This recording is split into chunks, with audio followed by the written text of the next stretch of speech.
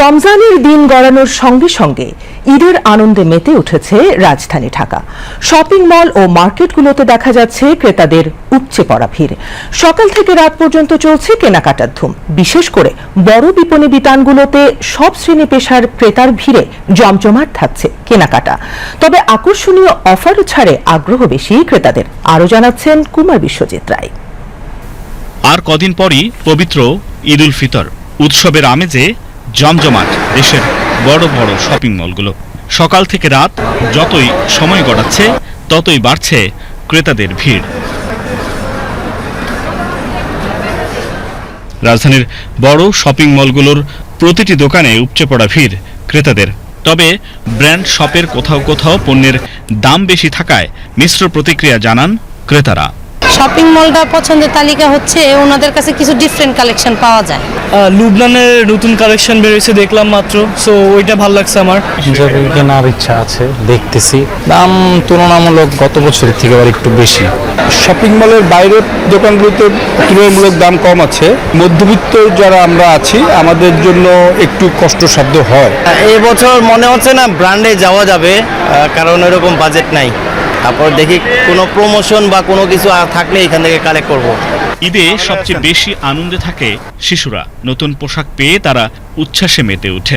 সে কারণে বাবা মায়ের হাত ধরে পছন্দের পোশাক বেছে নিতে বিপণী বিতানে এসেছে ছোট শিশুরা। পাঞ্জাবি আর হচ্ছে জুতা, তবে গেঞ্জি টি শার্ট দাম বেশি একটু। তেমন লিস্ট না, মানে আম্মু বাবা যা কিনে দেবে তাতে আমি খুশি থাকবো।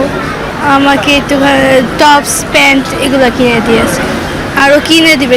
এদিকে ব্যবসায়ীরা বলছেন গত বছরের তুলনায় এবার দেশীয় ব্র্যান্ড পোশাকের চাহিদা বেড়েছে। পাশাপাশি চাহিদা আছে ওয়েস্টার্ন ও ট্র্যাডিশনাল পোশাকেরও। আজকে থেকে যেভাবে সকাল থেকে যেভাবে শুরু হয়েছে আমাদের, তো আশা করি আমাদের লাস্ট যে 10 ডেজ আছে খুব ভালো যাবে। হ্যাঁ, কেনাকাটা তো হচ্ছে। নামাজের সকাল থেকে হচ্ছে, আবার নামাজের সময় একটু কম ছিল, নামাজের পরে আবার হচ্ছে। দাম আমরা গতবারের চেয়ে রিজনেবলই আছে, তেমন বাড়তি নাই। শুধু পোশাক নয়, ঈদকে কেন্দ্র করে জুতা, গহনা, প্রসাধনী ও গৃহসজ্জার সামগ্রীর দোকানেও ছিল সব শ্রেণীর ক্রেতাদের সমাগম। একটা 3 পিস কিনেছি আর কিছু কসমেটিক কিনেছি আমার জন্য। রিজনেবলই ছিল আমি যে 3 পিসটা কিনেছি।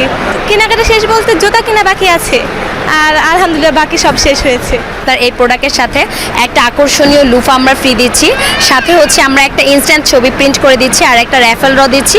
এই র্যাফেল ড্রতে আবার প্রথম 10 জন বিজয়ী আছে যারা হচ্ছে আকর্ষণীয় গিফটস পাবে। এবং হচ্ছে আপনার সাথে খুব আকর্ষণীয় একটা ফটো বুথ করেছি, যেখানে হচ্ছে সুন্দর একটা ছবি তুলে ফেসবুকে আপলোড করে হচ্ছে সবচেয়ে বেশি রিঅ্যাকশনস অ্যান্ড কমেন্টসের উপর জিতে নিতে পারে থাইল্যান্ড ট্রিপ।